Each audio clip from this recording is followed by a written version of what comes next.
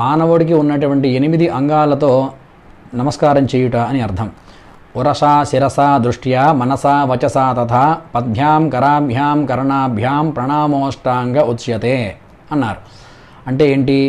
ఉరస అంటే తొడలు, శిరస అంటే శిరస్సు, దృష్ట్యా అనగా కళ్ళు, మనస అనగా హృదయం, వచస అంటే నోరు, పద్భ్యాం అంటే పాదాలు, కరాభ్యాం అనగా చేతులు, కర్ణాభ్యాం అంటే చెవులు.